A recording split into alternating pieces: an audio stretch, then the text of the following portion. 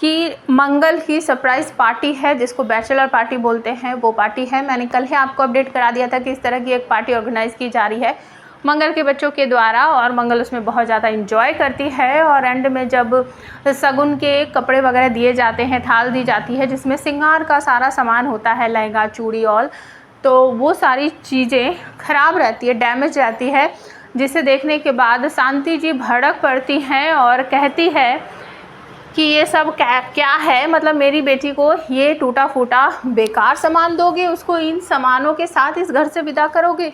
कुसुम जी आपने ये सब क्या किया है? अम्मा कहती है कि नहीं नहीं, मैं सारा सामान अच्छी तरीके से लाई थी, मैंने खुद अच्छी तरीके से सारा सामान सेट किया था, सब A1 था, सब अच्छा था, नया सामान है, ये कोई पुराना सामान नहीं है कि टूटा फूटा मैं अपनी मंगल बेटी को दूंगी। लेकिन जब शांति जी बार बार कहती रहती हैं तो बाबा जो हैं, मतलब कि मंगल के ससुर और आदित्य के पिता, वो बाहर निकल कर आते हैं, क्योंकि ये लेडीज़ों का प्रोग्राम है, वहाँ पर सारी लेडीज़ ही हैं। वो बाहर निकल कर आते हैं और बताते हैं कि नहीं नहीं शांति जी, आप गलत बोल रहे हो, कुसुम जी ने ऐसा कुछ भी नहीं किया, ये सामान बहुत अच्छा था, मैंने अपनी आंखों से देखा है, किसी ने इस सामान को ख़राब कर दिया है। तो सब कहते हैं किसने पापा जी, किसने किया ये सारा सामान ख़राब? तो जो आदित्य के पिता हैं वो सौम्या की तरफ उंगली बढ़ा देते हैं, क्योंकि सौम्या ने ये सारा सामान ख़राब कर दिया है। मंगल तैयार होकर जब अपने कमरे से आ रही थी तो आदित्य का कुछ सामान नीचे पड़ा हुआ था, वो आदित्य को उठाकर देती है और कहती है कि क्या हुआ, आप कुछ ढूंढ रहे हो क्या?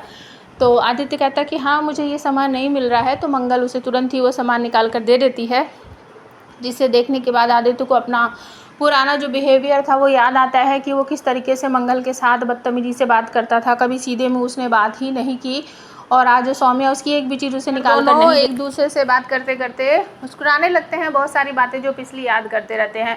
गेट के बाहर खड़ी हुई सौम्या ये सब देख लेती है, उसको जलन होती है और इसी के चक्कर में वो मंगल का सारा सामान ख़राब कर देती है। तो जब राज खुल जाता है तो सौम्या कहती है कि नहीं, मैंने ऐसा कुछ नहीं किया पापा जी, मेरे इतने बुरे दिन आ गया कि मैं मंगल के सामान के साथ छेड़छाड़ करूँगी, मुझे क्या मतलब इससे, इसकी खुशियाँ हो, बर्बाद हो, कुछ भी हो, मैंने कुछ नहीं किया है। तो आदित्य यहाँ पर भड़क पड़ता है, कहता है सौम्या बस बहुत हो गया, मंगल से माफ़ी मांगो। वो कहती है मैं नहीं माफ़ी मांगूंगी, मैंने कुछ किया ही नहीं है।